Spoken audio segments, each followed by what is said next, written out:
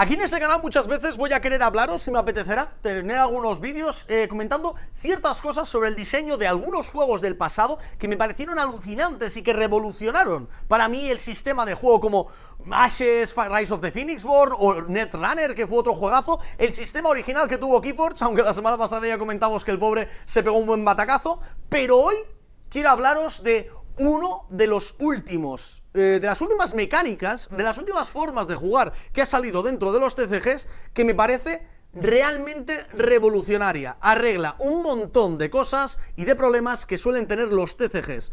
Ahora os lo explico. Bienvenidos a la Taberna de Dan.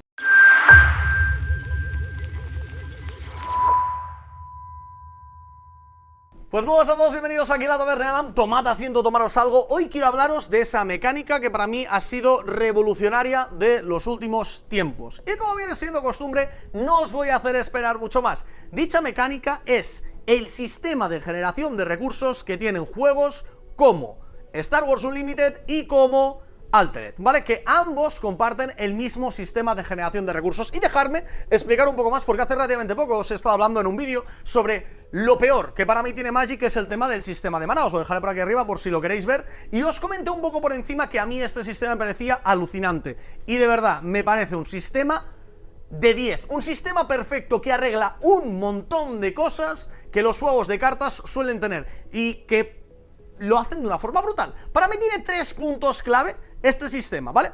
Primer punto clave, que ya comentamos el otro día y lo voy a pasar un poco más por encima.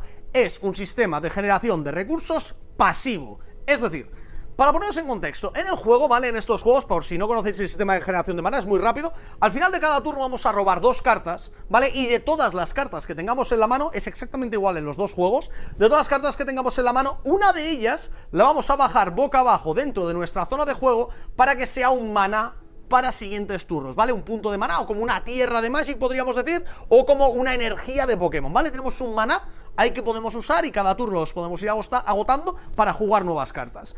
Primera cosa, es un sistema de generación de recursos pasivo, es decir, cada turno nos aseguran que cada turno vamos a poder tener un maná nuevo, sí o sí, a no ser que se nos haya acabado el mazo y no podamos robar más. Cosa que en Altered en principio no va a pasar porque el mazo no se acaba, se puede mezclar. Pero en Star Wars Unlimited hay fatiga, es decir, podemos llegar a la fatiga y perder vidas por ello. Pero no estamos aquí para hablar de eso. Estamos para hablar de lo bueno que es eso.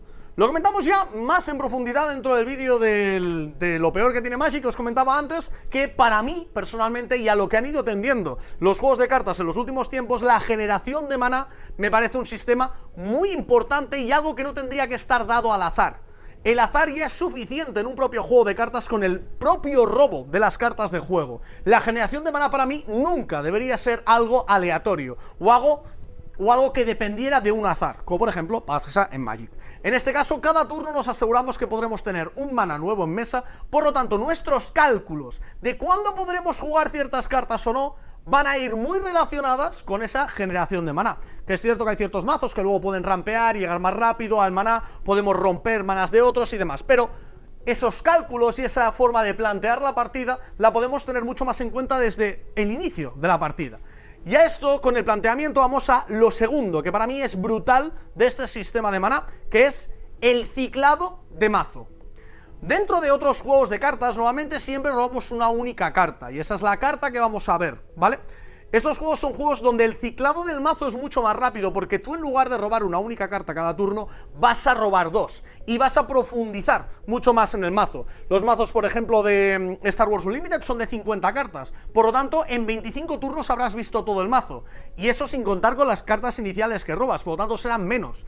En Magic, contando con las 7 cartas que robas, nada más empezar, en 53 turnos verás todo el mazo, en más del doble de tiempo. Todo esto contando que solo robas la cantidad de cartas que robas por turno en cada uno de los juegos.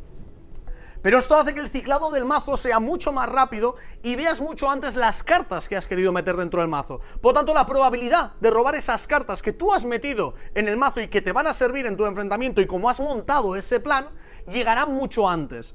Yo, si estoy jugando una partida de Star Wars Unlimited, es mucho más probable que robe las cartas que quiero que si, por ejemplo, estoy jugando una partida de Magic. Porque en Magic sí que es cierto que puedes llevar hasta 4 copias de cada carta, pero solo robo una por turno, a no ser que mi mazo tenga sistemas de robo adicionales. Todo esto vamos a obviarlo. Otra de estas cosas, así muy rápido por encima, que pasa por ejemplo con Flesh and Blood, que a mí personalmente me mola un montón, y es que cada turno robas 4 cartas. Normalmente en una partida de Flesh and Blood, en casi todas, ves todo el mazo, porque luego las cartas las vas metiendo otra vez debajo, que son las cartas que usas más tarde y que usas como maná. Entonces ese sistema, por ejemplo, también es muy guapo. Pero hoy estamos aquí para hablar del de Altered y el de Star Wars Unlimited. La tercera cosa, y para mí, una de las que más me costó darme cuenta de ellas, pero que una vez empiezas a jugar al juego a un nivel donde ya no solamente estás testeando, sino que ya empiezas a pensar en qué tienes delante. Y en ese momento te das cuenta de que ese sistema de jugar cartas así de robo y de ir bajando cartas boca abajo como maná es brutal, porque consigue que tú puedas construirte y prepararte el mazo a medida que juegas la partida. Y eso me parece alucinante.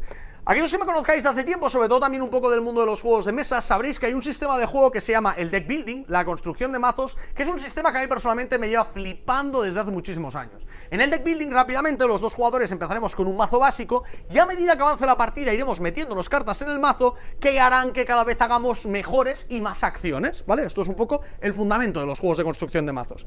¿Qué pasa en este caso? Que tenemos un mazo de cartas donde tenemos un poco el concepto al revés. Es una construcción de mazo, pero destruyendo el mazo. Vamos a optimizarnos nuestro mazo, ya que aquellas cartas que robemos, que sepamos que no nos van a servir en este enfrentamiento, las podremos colocar como maná en juego.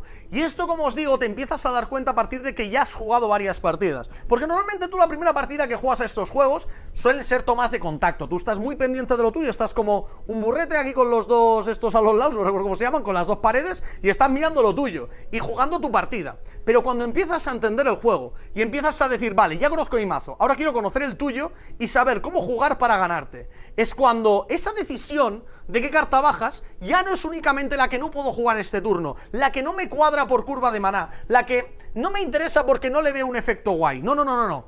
Empieza a ser esa carta que sabes que en el enfrentamiento no te va a ser útil. Es posible que yo tenga una carta perfecta que me curva genial para el turno en el que estoy, turno 4, tengo una carta de coste 4 en mano, esa no la bajo. Es posible que sí.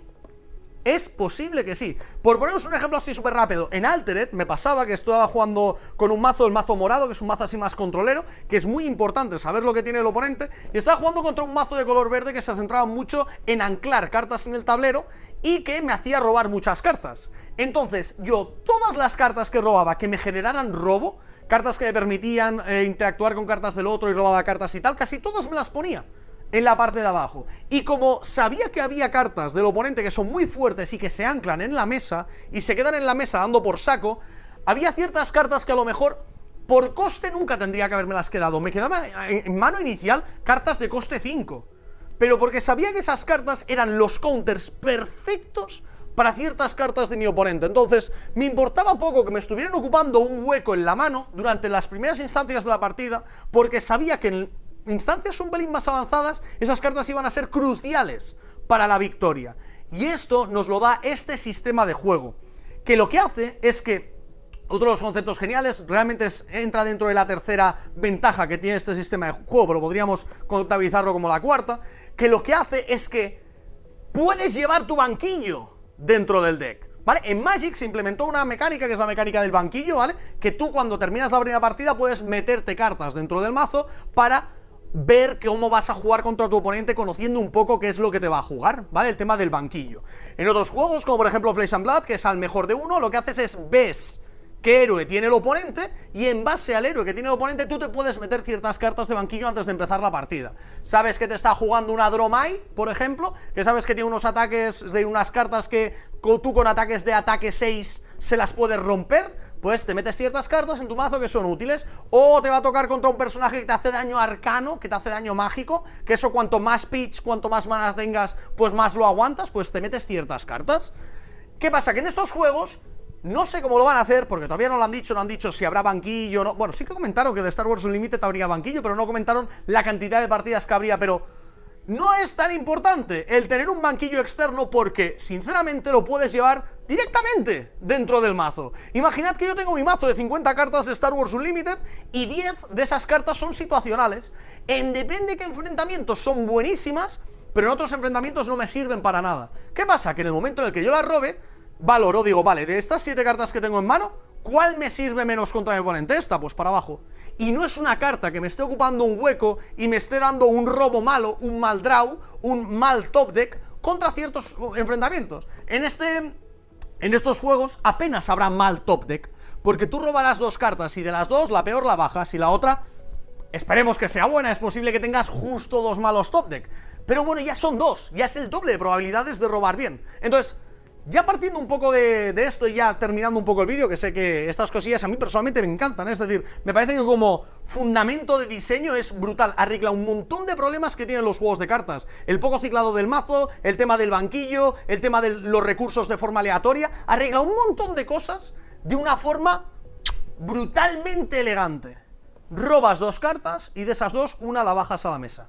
Me parece brutal, así que, ya finalizando el vídeo, felicidades, sinceramente, a la gente tanto de Altern como de Star Wars Unlimited por haber creado ese sistema de robo. Me parece muy, muy guapo, muy, muy bueno, y a día de hoy, lo digo con el corazón en la mano, sinceramente, me parece el mejor sistema de generación de recursos que se ha creado hasta el momento dentro del mundo de los juegos de cartas. Hay otros también buenísimos, hay otros también súper guapos, como os comentaba antes, el de Flesh and Blood, me parece súper guay. Hubo uno de un juego que se llama Spellweaver hace mucho tiempo que me parecía guay. Hay muchos sistemas de estos de generación de mana que me parecen bastante chulos. Incluso el de Ashes con el tema de los dados, el de Netrunner, que no tienes recursos per se, sino que son acciones, es decir, hay muchos sistemas, pero este, a día de hoy, puedo decir que personalmente es el que más me gusta. No sé si coincidiréis conmigo o si conocéis otros sistemas de recursos que parezcan realmente guapos, como por ejemplo el del Battle Spirit Saga. Pronto os hablaré de él, me parece un sistema de recursos también alucinante, ya os contaré. Decidme, comentadme por la cajetilla de comentarios, como siempre, que ya sabéis que me encanta leeros y que es un placer, como siempre, tener ahí un pequeñito debate con vosotros en caso de ser necesario y de poder generar una parte de comunidad a la mar de sana, que a mí me parece muy muy guay. Con esto me despido ya, muchísimas gracias como siempre por haber estado aquí viendo este vídeo, nos vemos muy pronto en el próximo. ¡Que vaya bien! ¡Chao!